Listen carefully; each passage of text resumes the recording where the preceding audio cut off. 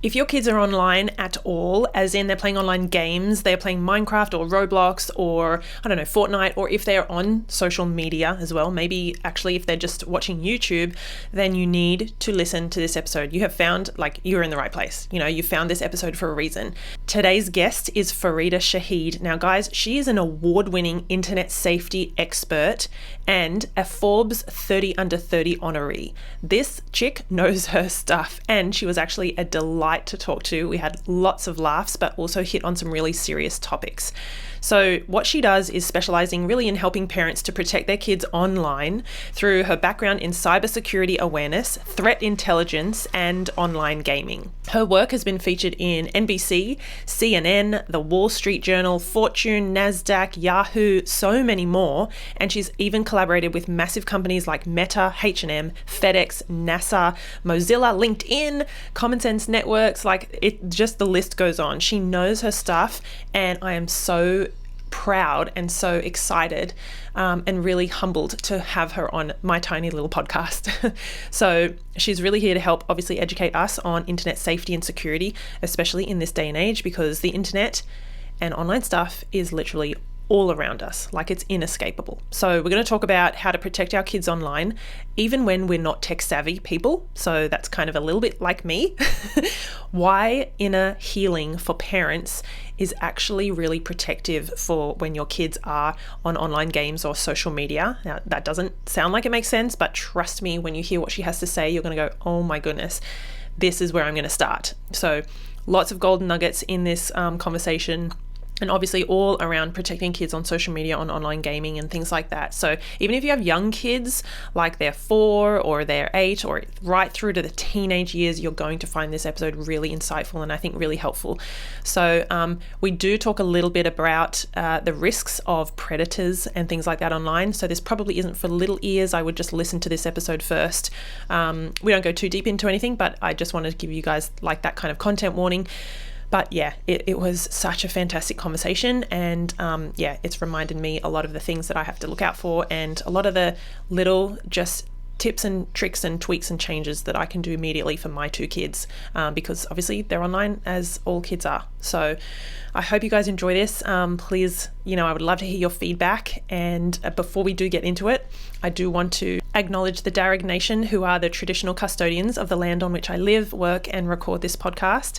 I pay my respects to all First Nations people, elders, and their ancestors, and I acknowledge that sovereignty was never ceded, and I stand in solidarity towards a shared future. Okay, let's jump in.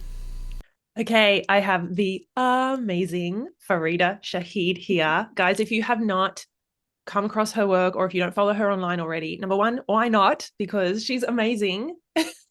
I have Thank you. I was saying offline before we hit record, I have sore cheeks because I'm like smiling so much and we get like we've just chatted for like a few minutes, but I'm like, we could talk for ages and I could just pick your brain. And you came on our conference, our parenting conference earlier in the year with Lara Dawn, and I'm going to probably ask you very similar questions because I didn't get to interview you, which I was really bummed about, but I watched it back, straight away when it was recorded, and I was like, oh my God, this lady is amazing. You. Oh my gosh. I'm so happy that we're talking now, Stephanie. Like this is everything. I'm so excited. Okay. And I'm also partially excited because I have 2 kids and they're 7 and 10. So they're mostly my 10-year-old. He is obviously into, he plays Fortnite. He does play Minecraft. They both sometimes play Roblox. And so I remember getting some tips from when I heard you obviously last speak. And I thought, okay, at least there are some things that we can do. It's not like we have to cut off all games and they're all terrible. No. And I like that you don't encourage that. That's not your message. So No. so I'm looking forward to kind of our discussion, and I know the parents are going to have a lot of takeaways.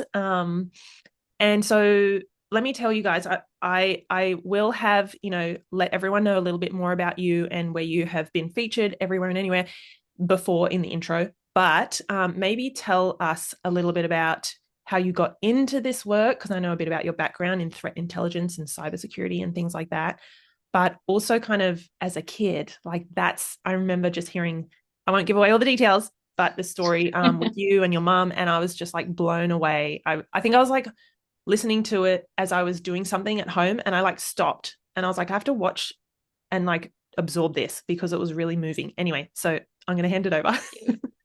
Thank you. Yes, so I absolutely have like a professional background in cybersecurity, threat intelligence, worked in corporate, was a subject matter expert, and I loved my experiences there. But where my passion comes from is growing up online. So I first got my first phone. My first phone was like a Nokia phone that was like light up in green and you play Snake on and all the things. And then, smartphones started to become a thing at 13. That's the worst time for smartphones to become a thing. And so I begged to have a smartphone and I got I think I think I got a Samsung Galaxy or something. And mobile games started to become a thing a little bit more. And I begged for a mobile game. So my mom set me down and she gave me the online safety rules. And she said, no talking to strangers, most especially never talk to a man, and do not send any pictures. Don't tell them where you live, your name, number, none of that. And I said, great, and nodded my head. And I said, that's fine. And then I didn't follow anything that she said. And from that, I had good, bad, ugly, and beautiful experiences online. And one of the things I always loved was talking to strangers. I loved people from different backgrounds. I wanted to know more about people. And so I would talk to people while I was playing these mobile games. And one of those, I think it was years into it, I had met many different people, but this person in particular, we started to grow like a friendship. And then it slowly started to get into like the romantic territory. And then I said, you know what, let's meet in person. And of course, my mom does not know anything about this. I think this story in particular was when I was 16 years old. So I had been doing this around for like 3 years.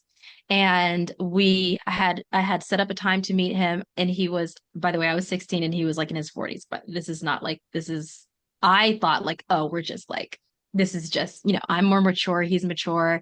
He likes me because I'm mature. You're in that headspace. Yes. And so I was packing my bags and I was going to go meet him. And a part of me, I'm very independent. And so I knew that if my parents said anything, that I was just going to leave the house. Like, I just don't feel like dealing with the conversation. I'm just going to go move in with him because he was ex-military and he had his own apartment. And I thought this is like the perfect escape. And so before I left, since I'm my mom's only child, I thought, let me just tell my mom that I'm going just so she knows where I am. That was my thought process at that moment. I didn't know that that was like a divine intervention.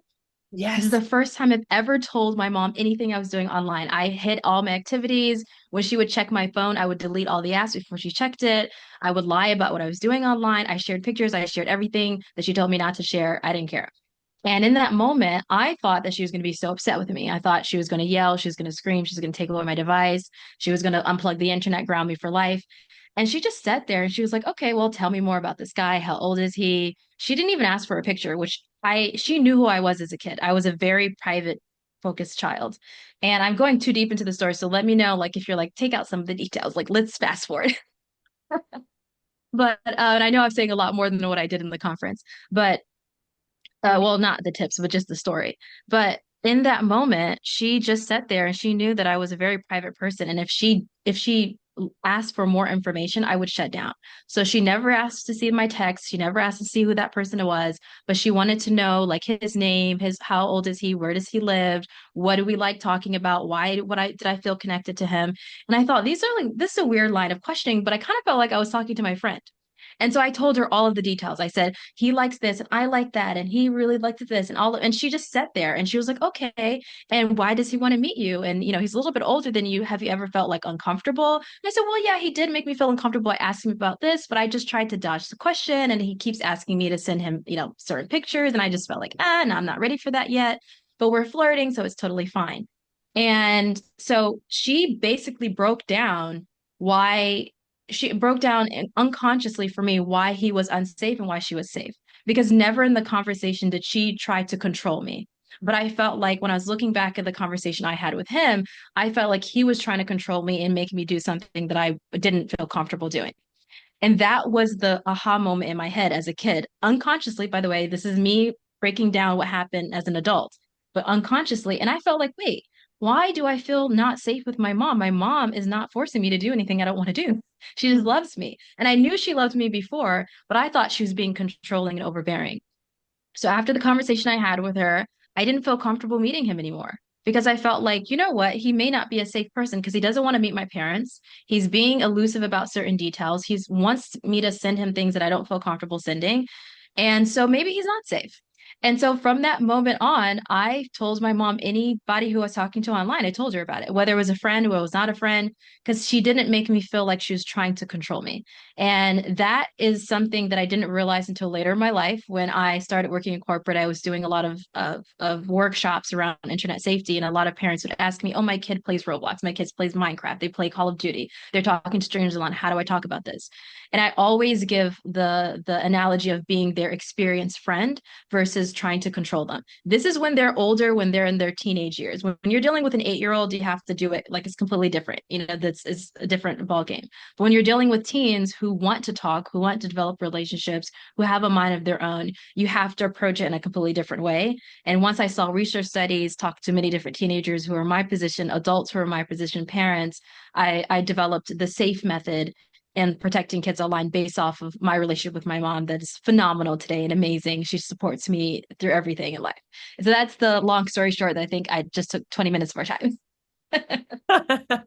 Oh my gosh, but it was so like I think we all need to hear that look how quickly things can kind of escalate and go down that path, and how you just didn't have those like thoughts until you had a conversation with your mom.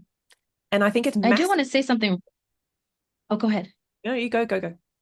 I do want something really quickly because a lot of parents feel this way when I tell the story, is they feel like my mother was like the perfect mother in that moment. And they always tell me, oh, I couldn't react that way. I would have yelled, I would have screamed, I would have grounded my child, and it would have ended badly. I do want to say something very important. My mom, when I asked her what headspace she was in that moment, she felt like she was going to lose me. She felt like this was the last conversation I was ever going to have with my child, and I lost her forever because I didn't notice what was happening for all of these years. She was in the middle of a divorce of 17 years from my father. She felt like she was not a good enough mother, not a good enough wife, not a good enough person. She felt like she failed in every area of her life. And she felt like the one thing that was holding her on for staying alive is going to leave her as well. And so in her head, she thought, what can I do to keep the one thing that is keeping me alive? And if I were to push her, if I were to give her anything that pushes her away from me, I'm going to push her into an arms of a predator. She could see very clearly that he was a predator. I could not. She couldn't tell me he was a predator because I would have pushed back on her. And she knew that would have landed me into his arms, and he would have been like, see, your parents don't like love you the way that you thought. See, they're trying to control you just like you thought. I don't want to control you. And so in her head, she was like holding dearly to me, and everything was falling apart. And she thought she was failing. And the only reason why she was calm was she felt like nothing I do matters anymore. I tried to be the perfect mom, and look what's happening with my daughter. And so I don't want anyone to ever feel like, oh my God, she was perfect in that moment. She just didn't know what to do. Secondly, because she got a divorce, she was starting her own life, trying to figure out her own money, what to do, how to take care of me. She had to do a healing journey. She had to go through a healing journey, holding her own emotions of not feeling enough. And so she felt like, what do I need? What would I need as a kid? What would I need as a teen in this moment? How would I talk to my inner child? So she talked to me as if she was talking to her own inner child who felt disconnected from the world. So I don't want any parent to listen to my story thinking that my mom was perfect and everything was perfect and she acted in a perfect way and that's why it went perfectly. Everything was falling apart for both of us, and that's why it worked really well because she was vulnerable, she was open, and she treated me the way that she wanted her inner child to be treated. Thank you for being so open and so raw and so honest about that. I think that, yeah, that's probably something that people think, wow, how amazing that she kept so calm and she didn't, I think half of us would just flip our lid and be like, you are not going, like, you're grounded, stay here and give me your device. Like, and we all know Exactly. how that would end, but that would be our instinct. Exactly. Yeah. And if I had come to her before she was in that space, she most likely would have reacted that way. But because she was losing everything, she didn't. And that's why. Wow. Wow. Okay. So tell us then, fast forward to now, how do you encourage parents to protect their kids online, especially, I mean, there's such a range of games. We talked about like the younger kids who are maybe playing Roblox, and then there are the older ones who are maybe playing, I don't know, Fortnite or Call of Duty or Valorant or those, any, like there's just so many. What are kind of some of your go-to um, tips and things like that that you can share that people can kind of actionable things?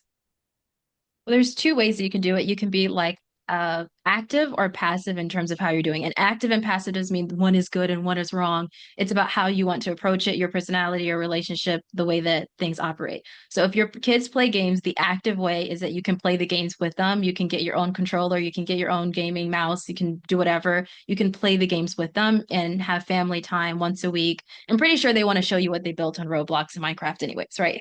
Yeah. So like that's a way for you to like to be active with them. If you have like motion sickness like me and that makes you dizzy or that's like super boring and you absolutely hate it and you cannot do it or you don't have time or you're stressed out of your mind, then what you can do is listen to them whenever they bring up the game. So if they ever bring up just something stupid that's happening or something that's so boring that makes you want to sleep or something that you just don't have any time for, make time for it as much as possible. And if you can't in that moment, tell them, hey, after dinner, let's talk about it, or during dinner, or while I'm making dinner, or on our way to school, or when I pick you up back from school, whatever it is, find time for them to just tell you their experiences because you don't want their space online to always become something that's a lesson or don't do this or do that or what are you doing or who you're talking to. It's good for it to just be normal, to be like, yeah, I here's my day in school, here's my day in Roblox. It should be the same type of thing. I would absolutely do that. So one is more passive, even though it is really active because you have to kind of stay awake a little bit. But and one is taking a lot more of your time and trying to play with them. But whatever works for you, whatever makes you feel like, this could work for me, I would do that. That's like one of the number one things I would do. And another reason why I say that is because predators love kids that are disconnected from themselves and their parents. And the moment that your child feels that they cannot talk to you about something, but they can talk to a predator about something, and keep in mind, your kid doesn't think of them as a predator, but is the moment that the predator has more control over your child's life than you do. And so the more that you know that one, you don't have control, even though you want control. And then the second is the more that you're connecting with your child, the more control you actually do have, Oh and the my less God. control a predator has. Yes. Okay. So this is something I say all the time. The more connection that we have, like it's kind of this like relationship that the more connection we have with a kid, with our kids, the more ability we have to influence their choices and their thoughts and their decision making. It's not that I like that you said we don't want to control them because we know like who likes being controlled. It doesn't fly in a workplace, it doesn't fly in a marriage or relationship, it doesn't fly at home either. Kids will just be pushed away from us onto online where they are, I want to say quote unquote accepted and they belong and by predators. Mm-hmm. So the more that we are connecting with our kids and taking an interest, I know this sounds like very, I don't know, not tangible, like, but no, like I take an interest in my, both of my kids' games and what they're playing and what they're building. And like, oh, for my daughter, it's like the dresses she's designing on the app. And I'm like, Yes. but she's like, do you want me to make one for you? And I'm like, sure. Sure. But like we have, it means that I'm allowed to be in their world and they will tell me stuff and they will tell me, oh, there's this kid, he's from school or he's not from school and I don't like him because he's always really bossy. And like I hear the stories rather than them being like held in their little brain and just, connecting with people online. So I like that you said that. Mm. Exactly. I 1,000% agree with what you said. It's not about the control, it's about more influence. I mean, if we think about the people who have the most influence on our lives, every single person typically has the most interest in our lives. And the only reason why someone would have the most influence in their life, but they don't have interest, is when they're in a role that's challenging. Like if they're a parent and you have an abusive parent, and they're going to have influence because it's just nature, it's just biological. But other than that, typically the people that you choose and love and care for you, they're the ones who've shown most interest in who you are as a person. And you do not want someone online who you do not know and someone who could be a predator to show more interest in your child than you are. And it's really hard though, because I mean, a lot of people are struggling. There's a lot of people who don't know that they're working two jobs. They have a job that, is corporate, they're C-suite executive, they're like taking meetings at night, responding to emails is very, very challenging. But whatever way you can do that, it's great. A little bit is more than nothing. Yeah. Have you heard of any stories of, people that you've worked with or have communicated with you around like some of these near misses or some of these like, oh, I'm so glad I made this change and my child now talks to me. Like, have you got any kind of Oh stories like God. that? Oh yes, all the time. Every time I talk about my story, when especially people with my membership, I brought in my mother to do like a whole master class with me. And she gave her side of her story. She gave tips for parents on building strong relationships with your children, because she's like a coach, she's a mentor as well. And so I was like, okay, I'm going to bring her in, and That's everyone gold. absolutely loves her. Oh my God, that It's is so absolute gold. gold. We're gonna, by the way, guys, I said before we hit record, we're definitely gonna put all of your links, and you have a membership. Yes. I know you close that each year, Yes. but and also you've got tons of free online resources. Yes. Tell us a bit about like some of the, is it like, oh my God, how to work out these parental controls on all the different games and apps like that? Oh, that does my head in. Yeah. It's a lot. So I have like a Protect Kids Online resource library that's free. And there's a bunch of guides in there. There's guides for safer games for your kids, protect your kids on Roblox, how to set up the iPad, how to find games based off your child's age, the content restrictions. There's so many, how to protect your kids on social media, online games, how to protect your kids from predators. There's a bunch of things in there. Best and worst parental control apps, because I'm in security. So some parental control apps that parents are using is like not good for their kids. Oh my. So I have a whole list of like the best and worst of them. And there's a lot inside of that, inside of the library. It's a library. Wow. Okay. All right. That's helpful to know. What do we do if we feel like our kids are playing certain games that are, I don't know, maybe not good for them, or not helping their not helping their kind of character and personality. Like some of the games are very competitive, and I can hear, for example, when my son plays certain games, he'll be saying, "Come on, no, I found that. That's mine. Give it to me. Or let me have it." And then I can hear that he goes, "Oh, okay, fine." And they've obviously said like, "No, I'm going to take it." Or like, do you think, what are some ways that we can kind of help our kids in those moments where we can hear, hey, like that's something's going on that isn't okay, without yeah, trying to be too controlling. Well, the easiest way I've seen work, and look, also anything I ever say, I want any parent listening to this to remember that you're the expert in your child, number one. And number two, your gut feeling trumps almost everything that anyone else says. We all should definitely like listen to our gut feeling more. And that also helps you protect your kids online because you help them trust their own gut feeling. I would say like give them your experiences when someone takes something away. So if you're worried about a particular instance, think about any story that could relate to them from your childhood or from your life experience now or even before, like in your teenage years in college or whatever, and try to relate to them that way. You don't have to say I overheard a conversation, but you can say, "Oh my God, I remember in college someone took my blanket from the dorm room." I don't know, I'm just making something up. And then you can talk to them about how you dealt with it. Either you dealt with it right or wrong, and then what you would do now. And you just casually say these stories every now and then, just so they know that, oh, like, wait, mom, dad, whoever you are in their relationship, they went through things similar to me. So they know how to deal with it. And in their head, unconsciously, when that happens again, especially if you keep repeating different stories, they'll remember, wait a minute, that's what they did, or that's what they said they wish they did. And so they may start acting out what you say. Yeah. Just a way to like plant something in their mind without actually planting it. Okay, that's really helpful. So what happens if there are some of us out there who are not very tech savvy, and we don't know about like games and the technology, or the iPad, or the, I don't know, the Switch and things like that? Do you have any suggestions for those of us who, yeah, just don't know what they're doing? I mean, what I would say, you never have to be tech savvy to protect your kids online. You could be the worst. You can not even not know how to turn on the computer, and you can protect your child on an online game. I would just say that that's number one. Number two, of course, there's YouTube, there's Google, there's so many different tutorials. I have my direct links to parental controls for different games. You can Google it. There's many things you can do.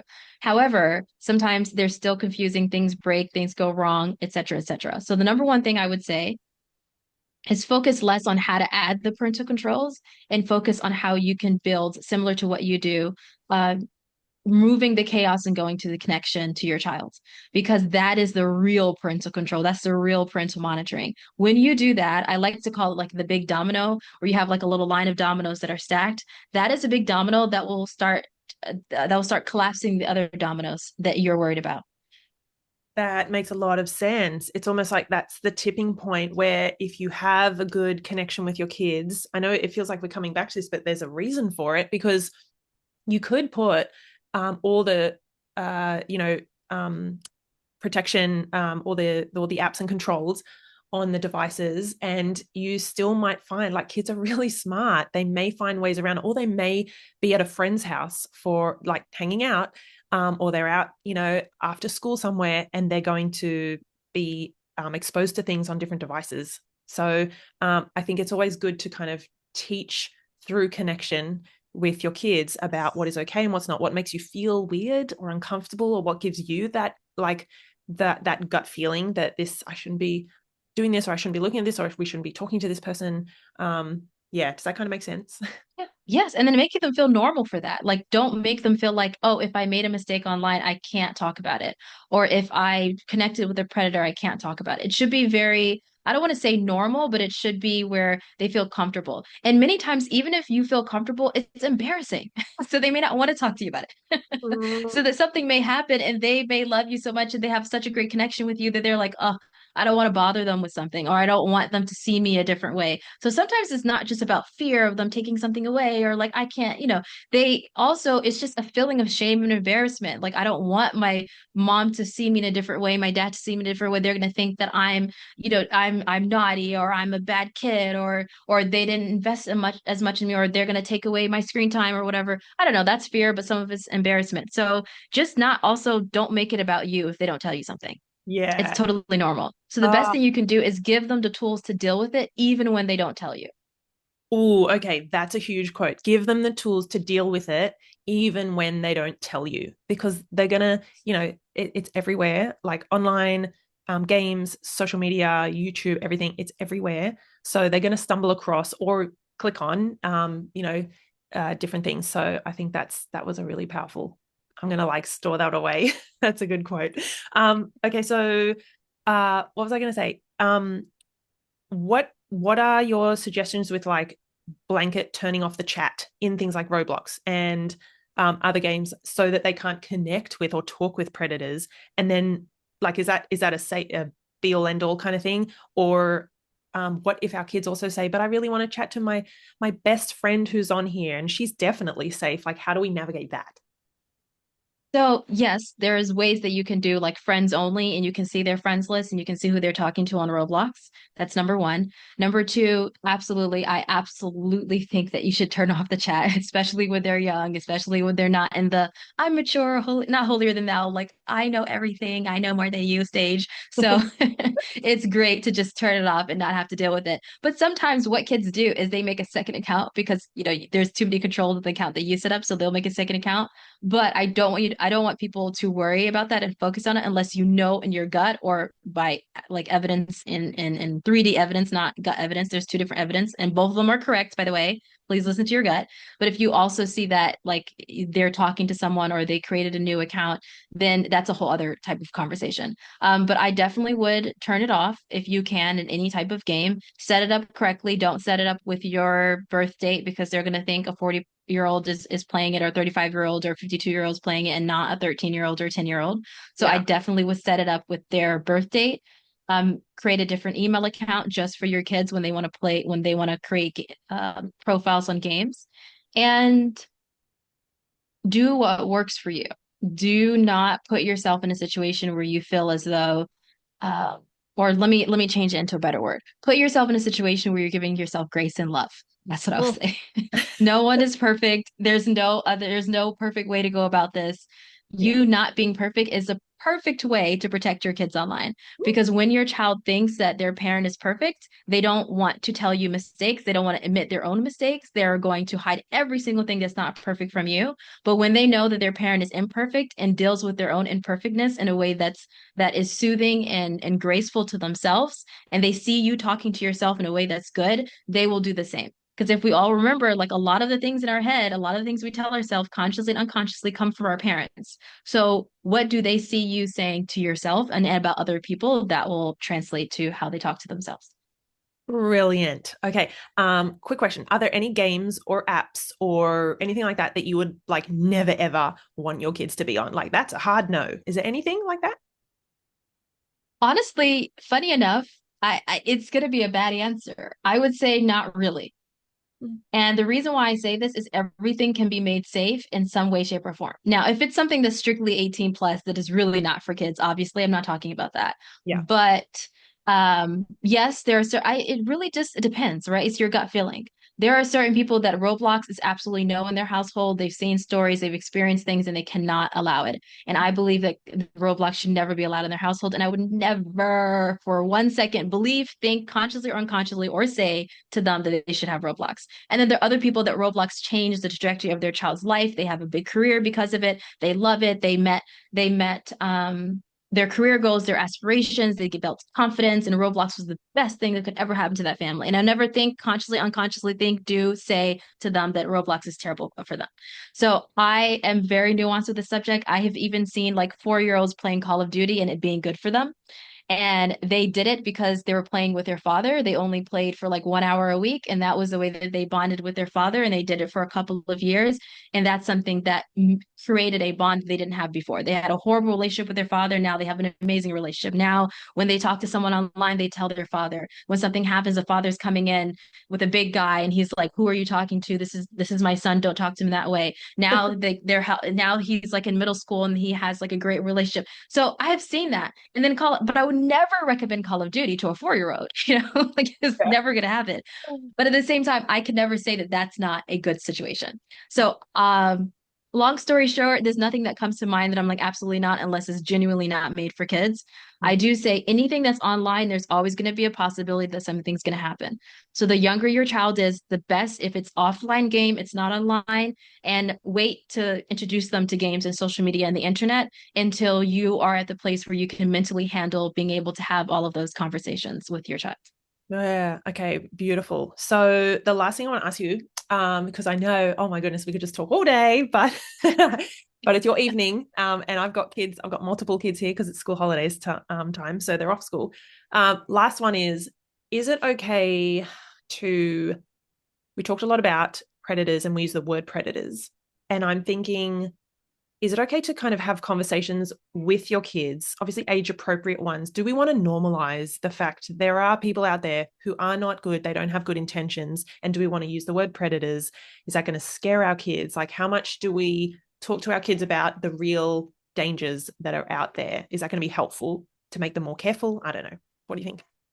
I agree. I wouldn't necessarily use the word predators because it's an arbitrary word. It means nothing. It holds no value to a child. We're scared of predators because our frontal lobes are developed. But like before then, you're not gonna be scared of predators. What is a predator? I would say, of course, age appropriate, but you definitely want to talk to your child about it as soon as they're online and they can type something in the chat. You want to talk about it, but you talk about it in a way that's something that feels uncomfortable to them, a dark feeling in their stomach, something that makes them want to throw up, something that makes them sweaty, so and like something that makes them lose their appetite, things like that. If someone makes you feel this way, if someone makes you feel that way, if someone's trying to push you into do something that you don't want to do, the reason why I want to do that is because it applies to people in their lives that are predators, but they don't seem to be predators, right? They're authority figures. They're people in schools and religious organizations and gatherings. They're people at parks. And so you don't want to normalize predator because now your child is thinking, oh, is this person a predator? Is this person an abuser? Is this person even like a narcissist when they're like 17, they're like, someone's a narcissist. You're like, please, they're probably not a narcissist. Like, so it's How that work?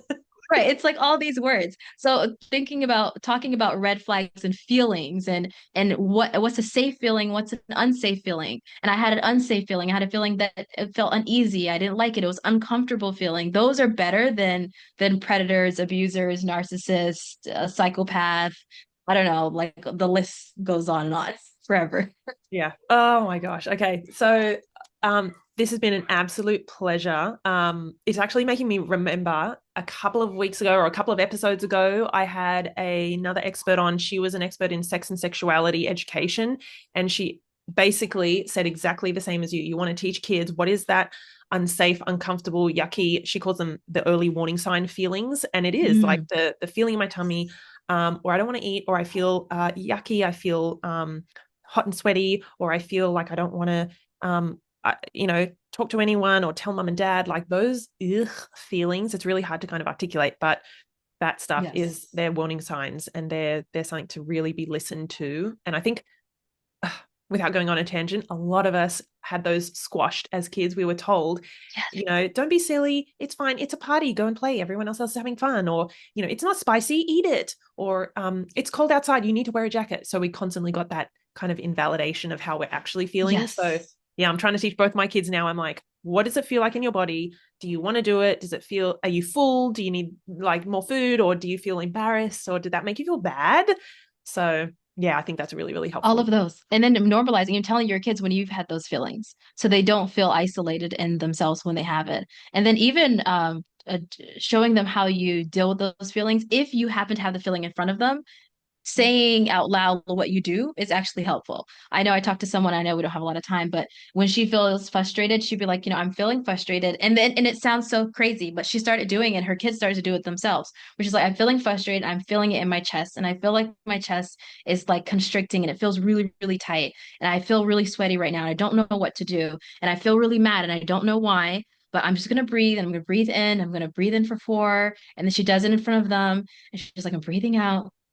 She said, okay, I feel a little bit calm now. And she would do that in front of her kids all the time. And they thought it was the most cringiest thing in the world. They're like, oh, mom, please don't do that at school or like where you're it's not in front of my friends when they're over. Like, but then like 5 years later, like she sees them doing that. She's like, they're like, okay, I feel this way. I feel something in my tummy. And she just lets them go on. And then she said, okay, well, I want to know what it is, but if you're not prepared to tell me, then let me know whenever you feel calm to tell me, and I'm here. And if you don't feel calm enough, it's okay. You know what to do. You got the tools. Whoa. Okay. That's mind blowing. I love that. I absolutely love it. Okay. Is there one last little message or something that you want parents, if they can take away like one thing from your conversation and everything that we've talked about? Does anything jump to mind that's like, okay, this is a nugget, at least remember this?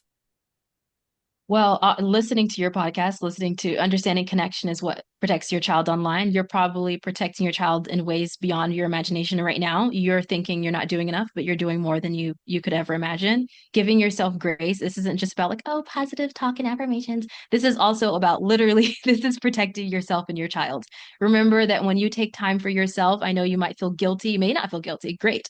But if you feel guilty or you don't feel guilty about taking time for yourself, do remember this is for your child. If you can't think of anything else, if you're like, oh, but it has to be for my child, I have to figure out a way to make this about my child, then remember that you doing breathing exercises, you taking 5 minutes for yourself, you doing yoga, you have your morning coffee, you taking a bath, you saying no to something because you want time for yourself, you going to bed a little bit early, you scrolling through TikTok, okay, for a little more than you thought. That actually helps you protect your kids online in ways beyond what you can imagine right now. So never diminish what you may be doing right now. So I want to say that absolutely you got this. There's support in the world for you, and feel free to reach out to me, and Laura and Stephanie and all of us that are here to help you keep your kids safe internally and externally, online and offline. Oh, amazing. I just love the way you speak and I love everything you have shared. Thank you. Please tell everyone where are the best places that they can find you and follow you and find out more. If you go on Google and you type cyber Fareedah, or cyber Fareedah, you'll find my Instagram, my LinkedIn, my website, my membership, the Protect Kids Online resources, everything that you ever need. And always message me. My messages are open. Cool. Thank you so much. It has been a pleasure. Thank you from the bottom of my heart. You're doing Thank such you. amazing work for families and for kids. So thank you. Thank you. I appreciate you. Thank you for having me. Wow, what an incredible conversation with Fareedah Shaheed. I hope you guys all feel as empowered as I do with the practical tools and insights that she shared on how we can protect our kids online. From understanding the importance of turning off chat features to normalizing conversations about predators, there's actually so much we can do, even if we're not tech experts. And remember, the best way to protect our kids online is really just to stay engaged, to talk openly and play alongside them if we can. Maybe just take a few minutes each day or today to ask your kids what games they're playing or what apps they're using. It could actually spark a great conversation and open up the door to some really valuable safety tips. If you did find this conversation helpful, please do share it with other parents who could benefit from these insights. And don't forget to subscribe to the podcast so you don't miss an episode. I don't usually do these little, call outs at the end, but I thought today I would. If you found, some of these episodes helpful and insightful and they've kind of changed the way you think with your kids or the way you show up with your kids, that would be awesome. Please share it around. And I'd actually love to hear from you. What strategies are you using already to protect your kids online? you can drop a comment, or you can, send me a message. I think we really need to keep this important conversation going. Okay, so until next time, keep raising those emotionally intelligent, confident, and safe kids. All right, take care.